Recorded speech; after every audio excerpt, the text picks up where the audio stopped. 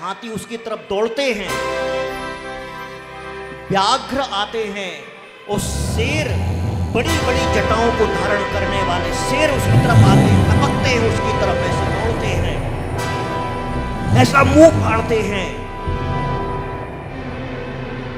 और बड़े बड़े बेताल और बड़े बड़े बानर उछल कूद मचाते हैं।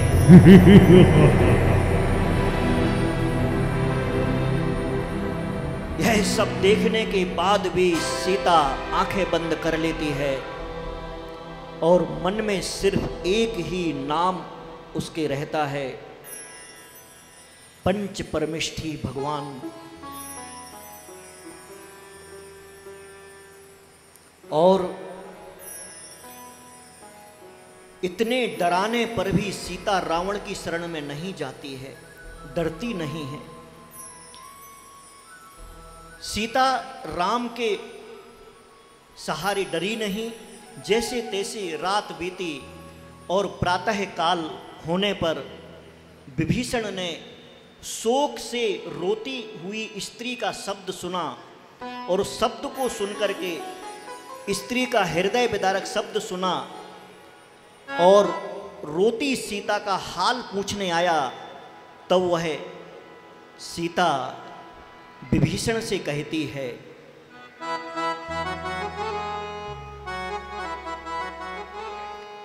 कोई तो जाओ रे, राम को बताओ रे, मेरा अनमोल साये काम कर आओ रे। कोई तो जाओ रे, राम को बताओ रे, मेरा अनमोल साये काम कर आओ रे।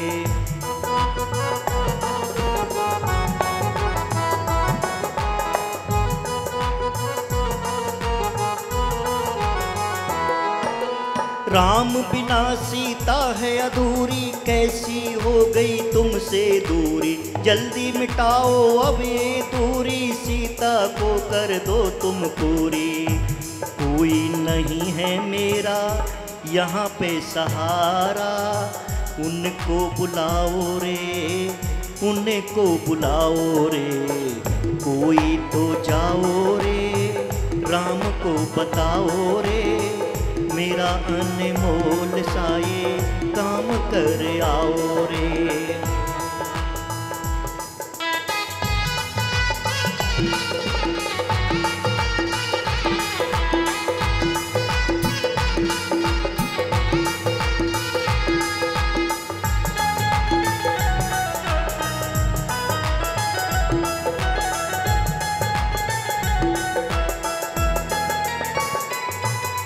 राम बिना सीता है सपना, राम सिवा कोई ना अपना, कैसे टूटा मेरा सपना, राम बना लो हमको अपना। राम बिना सीता है सपना, राम सिवा कोई ना अपना, कैसे टूटा मेरा सपना, राम बना लो हमको अपना। कोई नहीं है मेरा यहाँ पे प्यारा, उनको बुलाओ रे, उनको बुलाओ रे। कोई तो जाओ रे, राम को बताओ रे, मेरा अनमोल साये काम कर आओ रे, मेरा अनमोल साये काम कर आओ रे।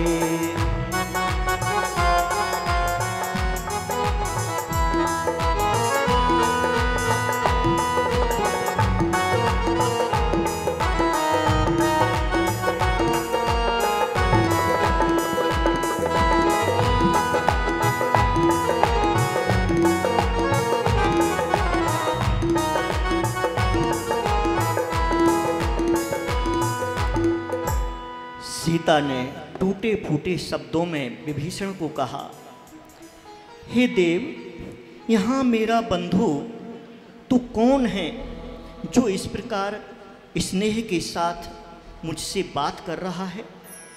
मेरे लिए तू बंधु लगता है, मेरा कोई अपना सा। देखो, मैं राजा जनक की पुत्री, दशरथ की पुत्र वधू, राम की पत्नी और भामंडल की बहन सीता हूं, मेरा किसी दुष्ट हृदय ने हरण किया है। यह सुनकर के विभीषण कुपित हो जाता है और वहां से जाता है रावण के पास। रावण की सभा में जाकर के कहता है, मेरी प्रार्थना सुनो, यह परिस्त्री की अभिलाषा अनुचित है, अत्यंत भयंकर है, लज्जा उत्पन्न करने वाली है, घृणित है और दोनों लोगों को नष्ट करने वाली है। मेरे भाई, यह दूसरे की स्त्री छोड़ दो। रावण कहता है, हे भाई, पृथ्वी तल के समस्त पदार्थ का मैं स्वामी हूं, क्या तुम्हें मालूम नहीं है? अतः मेरे लिए यह पर की वस्तु कैसे हुई? तब वहां पर महानीतिज्ञ मारीच मंत्री बोला, बुद्धिमान मनुष्यों को प्रातःकाल उठकर विवेक पूर्वक अपने हित और अहित का विचार नित्य प्रतिदिन करना चाहिए। क्या मेरे लिए हित है और क्या अहित है? तभी रावण उठ करके त्रिलोक मंडन हाथी पर सवार होकर के देवारण्य उद्यान गया। वहां से सीता को पुष्पक विमान में बैठाता है और पुष्पक विमान में बैठा के वह सेना के साथ फूलों की पर्वत प्रमद वन में ले गया। वह प्रमद वन 7 मंजिलों जैसा था, 7 उद्यानों से घिरा हुआ था, स्वर्ग के समान प्रतीत होता था।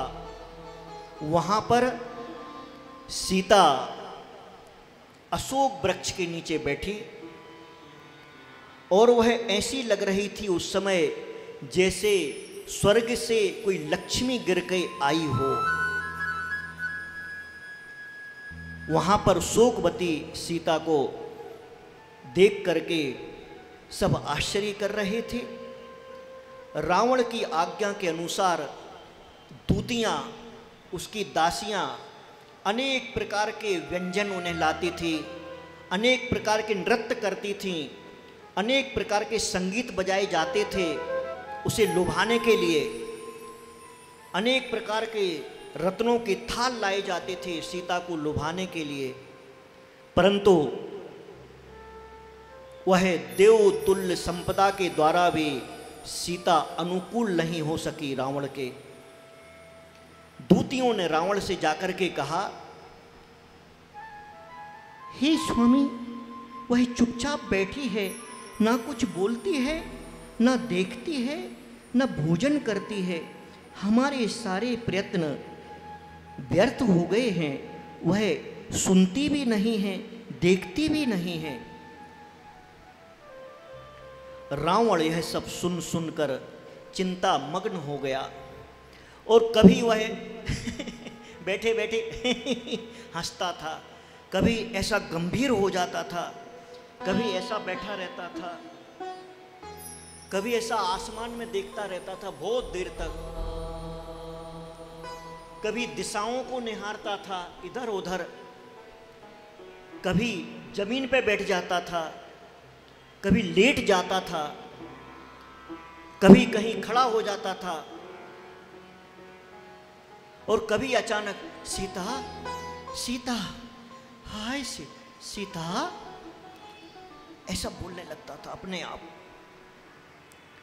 और वह विचार कर रहा था, मैंने हजारों विद्याधर राजाओं को जीता है, परंतु यह क्या बात हुई, मैंने इंद्र को भी जीता है, परंतु इस समय यह क्या हो रहा है कि मैं एक स्त्री को नहीं जीत पा रहा हूँ। कहाँ है मेरा बल, कहाँ है मेरा पौरुष, कहाँ है मेरा पराक्रम? शायद मैं मोह में भस्म हो रहा हूँ। निर्मल चित्त के धारक मनुष्यों का प्रत्येक कार्य आप्त के कहे अनुसार होता है। आप्त भगवान ने मनुष्यों के लिए जो कार्य बतलाए हैं, वे पुरुषार्थ के बिना सफल नहीं होते हैं, और पुरुषार्थ दैव यानी भाग्य के बिना इष्ट सिद्धि का कारण नहीं होता है। इसलिए हे भव्य जनों, हे भव्य जीवों, जो सबका कारण है उसके प्रसन्न करने में प्रयत्न करो। इसलिए अपनी योग्य स्थिति के अनुसार प्रशस्त पुण्य कर्म सदा करना चाहिए। पुण्य कर्म करने में किसी भी स्थिति में पीछे नहीं रहना चाहिए।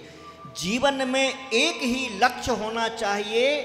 अगर जीवन में आपका लक्ष्य पुण्य करना हो गया तो फिर तुम्हें संसार में कोई परास्त नहीं कर सकता है, क्योंकि पुरुषार्थ की सिद्धि पुण्य से होती है। किष्किंधापुर का स्वामी सुग्रीव स्त्री के विरह से दुखी हो भ्रमण करता हुआ, घूमता हुआ, जहां पर लक्ष्मण का और खरदूषण का युद्ध हुआ था, उस स्थान पर पहुंचता है।